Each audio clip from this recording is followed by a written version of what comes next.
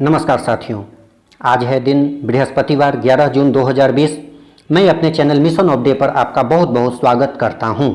आप इस चैनल को सब्सक्राइब कर विभिन्न प्रतियोगी परीक्षाओं से संबंधित लेटेस्ट जानकारी पा सकते हैं।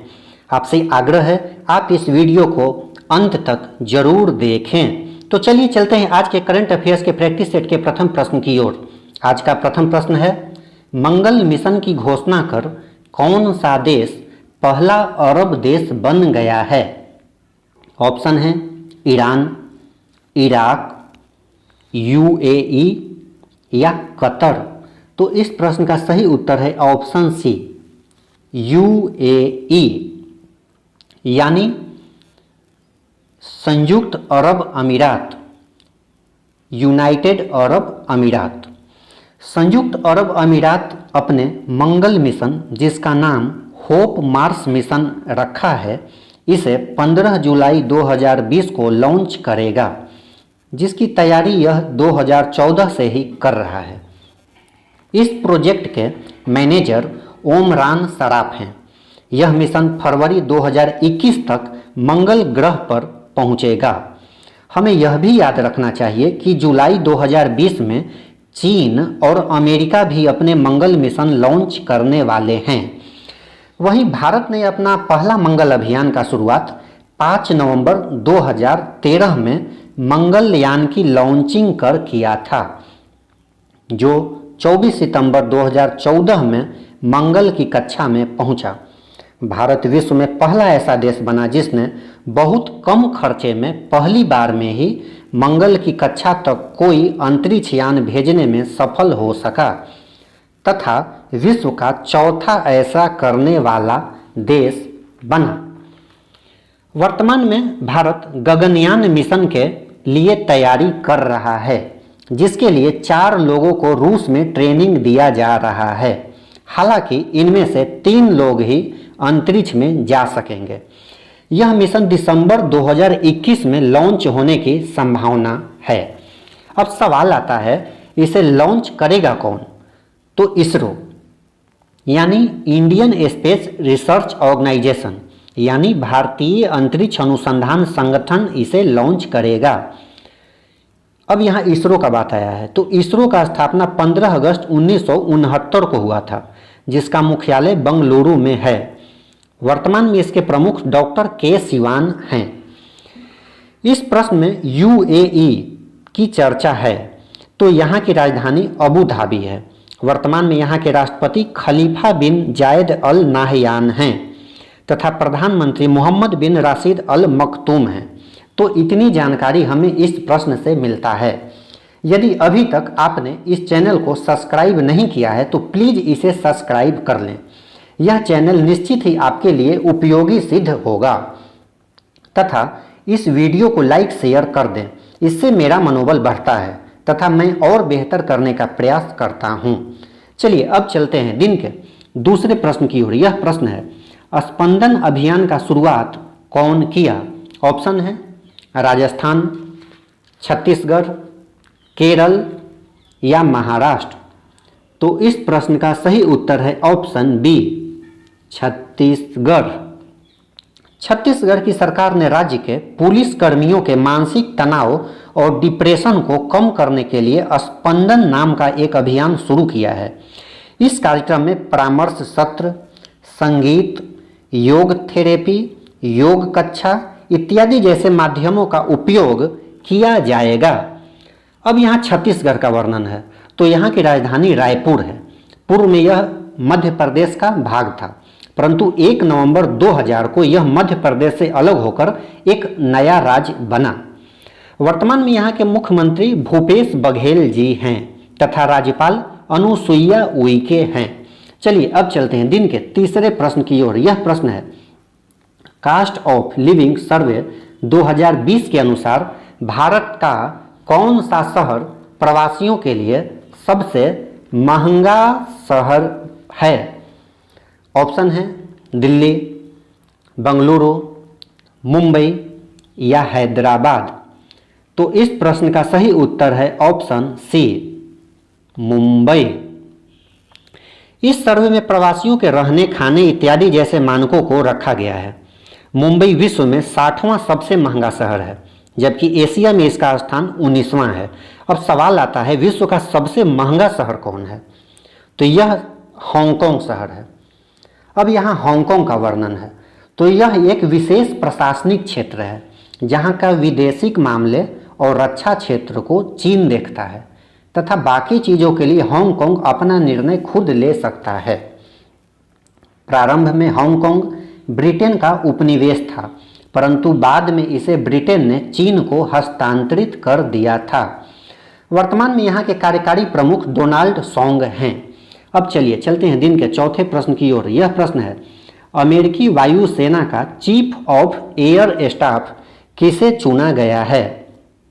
ऑप्शन है General Charles Cameron, General Charles Brown, General Charles Floyd या जनरल चार्ल्स विक्टो। तो इस प्रश्न का सही उत्तर है option B, General Charles Brown. इन्हें अमेरिकी सीनेट ने सर्वसम्मति से अमेरिकी वायुसेना का चीफ ऑफ स्टाफ चुना है। इस सैन्य सेनाओं का नेतृत्व करने वाले अमेरिका के पहले अश्वेत अधिकारी बन गए हैं। जैसा कि हम जानते हैं, हाल में अमेरिका में एक अश्वेत नागरिक जॉर्ज फ्लॉयड के पुलिस प्रताड़ना से मौत के बाद अमेरिका के 40 शहरों में कर्फ्यू लगाना पड़ा था तथा यह आग विश्व के अन्य देशों में भी सुलगने लगा था। ब्रिटेन इसमें से प्रमुख है। हो सकता है अमेरिकी सीनेट के इस फैसले से अश्वेतों का आक्रोश कुछ धीमा पड़े। अब यहाँ अमेरिका का वर्णन है, तो यहाँ की राजधानी में भी अक्सर कन्फ्यूजन हो जाता है, न्यूयॉर्क या वाशिंगटन। तो यहाँ की राजधानी वाशिंगटन डीसी है। वर्तमान में यहाँ के राष्ट्रपति डोनाल्ड ट्रंप तथा उपराष्ट्रपति माइक पेंस हैं। अमेरिका में इस वर्ष 3 नवंबर को राष्ट्रपति का चुनाव होना निश्चित है। यह भी एक कारण है जो वहाँ की सरकार अश्वेतों को खुश करने के लिए अपने फैसले ले रही है। अब चलिए चलते हैं दिन के 5वें प्रश्न की ओर। यह प्रश्न है, चीन के खिलाफ बने आईपैक में कितने देश शामिल होंगे? ऑप्शन है 6 देश, 7 देश, 8 देश या 9 देश। तो इस प्रश्न का सही उत्तर है ऑप्शन सी, 8 देश। आईपैक यानी inter parliamentary alliance on China, यानी अंतर्राष्ट्रीय संसदीय गठबंधन। इसके 8 सदस्य देशों में America, Britain, Japan, Australia, Canada, Sweden, Norway और यूरोप के संसद सदस्य शामिल हैं। इसका अध्यक्ष मार्को रूबियो को बनाया गया है, जो अमेरिका के रिपब्लिकन पार्टी के सीनेटर हैं। आईपैक की स्थापना के पीछे मुख्य उद्देश्य चीन के खिलाफ एक नया अंतर्राष्ट्रीय संगठन बनाना है, जो वैश्विक व्यापार, मानव अधिकारों और सुरक्षा के लिए चीन से बढ़ते खतरे का मुकाबला करेगा। अभी तक क्या होता है, चीन किसी एक देश को टारगेट करता है तथा उसकी मदद के लिए कोई नहीं जाता। ऐसे में यह संगठन उस देश को चीन के खिलाफ मदद करेगा। अब यहाँ चीन का वर्णन है, तो यहाँ की राजधानी बीजिंग है। वर्तमान में यहाँ के राष्ट्रपति शी जिनपिंग हैं। अब चलिए दिन के 6ठे प्रश्न की ओर चलते हैं। यह प्रश्न है, हाल में किसे विश्व का सबसे बड़ा सोलर पावर प्लांट बनाने का ठेका मिला है? ऑप्शन है रिलायंस ग्रुप को, टाटा ग्रुप को, अडानी ग्रुप को या इन्फोसिस ग्रुप को। तो इस प्रश्न का सही उत्तर है ऑप्शन सी, अडानी ग्रुप को। अभी हाल में अडानी ग्रीन एनर्जी लिमिटेड को विश्व का सबसे बड़ा सोलर पावर प्लांट बनाने का ठेका मिला है।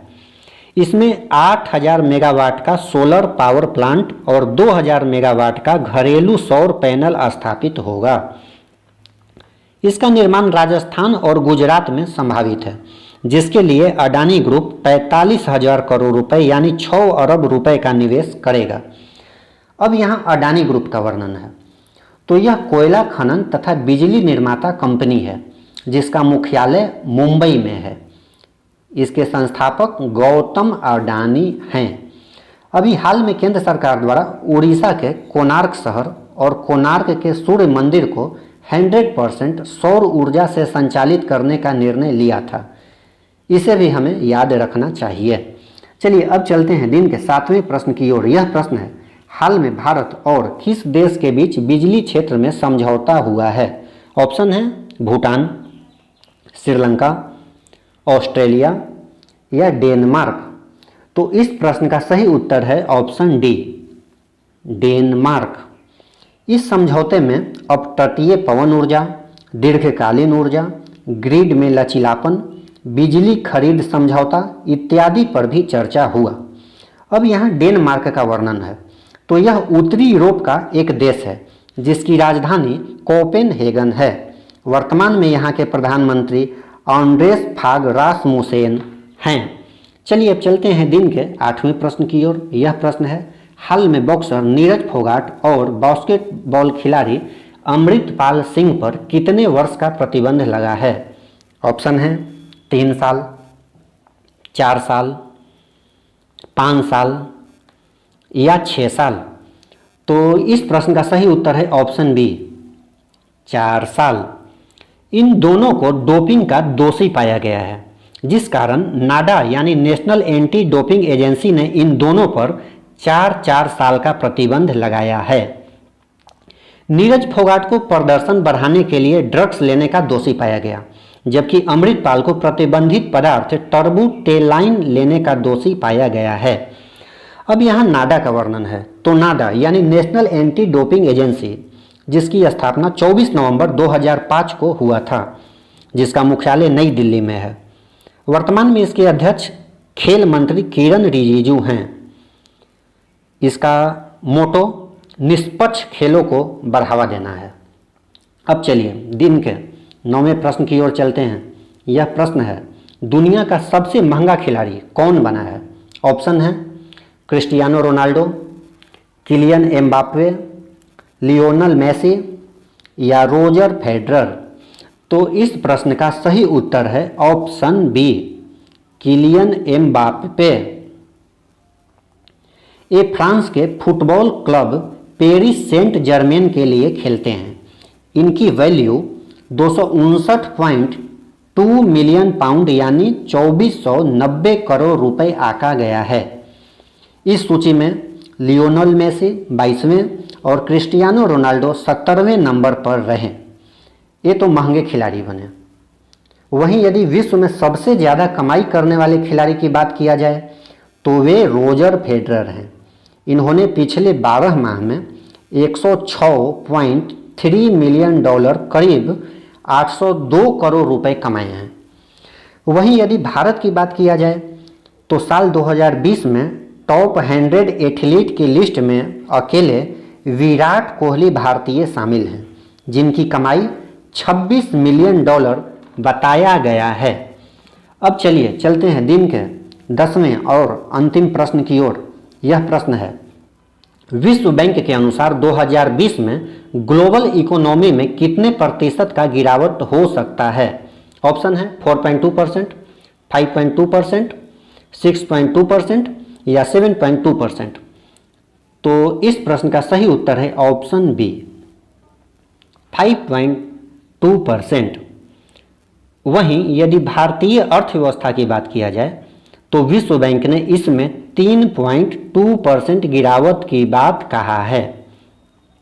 वहीं मूडीज, फिंच, S&P जैसी ग्लोबल रेटिंग एजेंसियों ने भी भारत की विकास दर में 4 से 5% के गिरावट का अंदेशा जताया है। अब यहाँ विश्व बैंक का वर्णन है। तो यह एक अंतर्राष्ट्रीय संस्था है जो सदस्य देशों को पुनर्निर्माण और विकास के कार्यों में आर्थिक सहायता देता है। इसका मुख्यालय वाशिंगटन डीसी में है। इसका स्थापना 1944 में हुआ था। वर्तमान में इसके 189 सदस्य देश हैं। इसे अंतर्राष्ट्रीय पुनर्निर्माण और विकास बैंक के नाम से भी जाना जाता है। अब चलिए चलते हैं पिछले प्रश्न के उत्तर की ओर। मैंने आपसे प्रश्न पूछा था 2022 में महिला एशिया फुटबॉल कप का आयोजन कहाँ होगा? ऑप्शन था ऑस्ट्रेलिया, टोक्यो, भारत या बांग्लादेश। तो इस प्रश्न का सही उत्तर था ऑप्शन सी, भारत।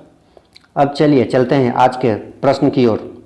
आज का प्रश्न है, वंदे जननी संगीत गान किस राज्य का राज्य गीत अब होगा? ऑप्शन है बिहार, पश्चिम बंगाल, उत्तर प्रदेश या उड़ीसा? तो आप इस प्रश्न का सही उत्तर हमारे कमेंट बॉक्स में दीजिएगा। इसी के साथ आज का करंट अफेयर्स का प्रश्न सेट समाप्त हुआ। यदि आपने 10 प्रश्नों में से 8 प्रश्नों का उत्तर सही दिया है तो निश्चित ही आपकी तैयारी बेहतर है। यदि 6 प्रश्नों का उत्तर दिया है तो आपकी तैयारी औसत मानी जाएगी। निरंतर अभ्यास से निश्चित ही आपकी सफलता दर बढ़ेगी। यदि यह वीडियो आपको अच्छा लगा तो इसे लाइक, शेयर और सब्सक्राइब जरूर कर दें। एक और करंट अफेयर्स के प्रैक्टिस सेट के साथ जल्द हाजिर होंगे। तब तक के लिए good day. Thanks to watching my channel.